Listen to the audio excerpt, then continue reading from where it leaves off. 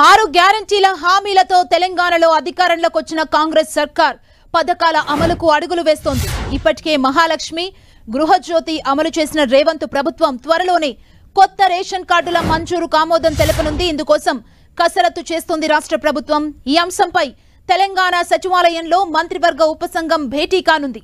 మంత్రి ఉత్తమ్ కుమార్ రెడ్డి అధ్యక్షతన సమావేశం జరగనుంది. సమావేశంలో మంత్రులు దామోదర రాజనరసింహ, పొంగులేటి శ్రీనివాసులు పాల్గొన్నారు. కొత్త రేషన్ కార్డులతో పాటు ఆరోగ్యశ్రీ కార్డుల మంజూరుకి విధి విధానాలను ఖరారు చేయనుంది మంత్రివర్గ ఉపసంఘం.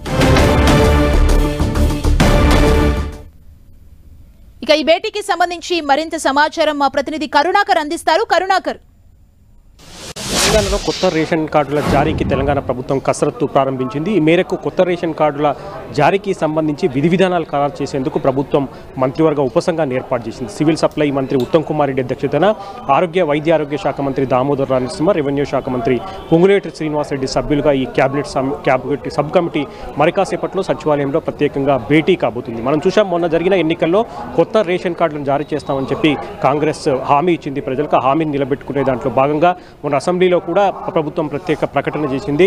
తెలంగాణలో కొత్త రేషన్ కార్డులు జారీ చేస్తామని చెప్పి అందుకు సంబంధించిన కేబినెట్ సబ్ కమిటీ భేటీ అయి విధి విధానాలపై చర్చించే అవకాశం కనిపిస్తుంది. మనం చూసాం, తెలంగాణలో గత 10 ఏళ్లుగా ఒక్క రేషన్ కార్డు కూడా జారీ చేయలేదు. ఈ నేపథ్యంలో కొత్త రేషన్ జారీకి ప్రభుత్వం కసరత్తు చేస్తుంది. ఈ 10 లక్షల ఎవరైతే గతంలో 10 లక్షలకు పైగా కొత్త రేషన్ కార్డుల కోసం దరఖాస్తులు వచ్చాయో దరఖాస్తులను పరిశీలించాలా, లేకపోతే మళ్ళీ కొత్తగా దరఖాస్తులను ఆహ్వానించాలనే దానిపై కూడా ప్రభుత్వం నిర్ణయం తీసుకునే అవకాశం కనిపిస్తుంది. కాబట్టి కొత్త రేషన్ కార్డుల జారీతో పాటు కుటుంబ సభ్యులు, పాత రేషన్ కార్డుల్లో కొత్తగా వచ్చిన కుటుంబ సభ్యులను కూడా వాళ్ళ పేర్లను చేర్చేదానికి కూడా ఎటువంటి విధి విధానాలు అవలంబించాలి, ఎటువంటి నిబంధనలు ఏర్పాటు చేయాలన్న దానిపై ఈరోజు మంత్రివర్గం చర్చించే అవకాశం కనిపిస్తుంది. దాంతోపాటు రేషన్ కార్డులను సపరేట్గా, ఆరోగ్యశ్రీ కార్డులు కూడా సపరేట్గా జారీ చేయాలని చెప్పి ఇప్పటికే ప్రభుత్వం నిర్ణయం తీసుకుంది. కాబట్టి కొత్త రేషన్ కార్డుల జారీ, ఆరోగ్యశ్రీ కార్డులకు సంబంధించిన విధి విధానాలపై ఈరోజు జరిగే మంత్రివర్గ సమావేశంలో చర్చించి విధి విధానాలను ఖరారు చేసే పరిస్థితిని మనం చూస్తున్నాం. శుభ. Thank you Karunakar.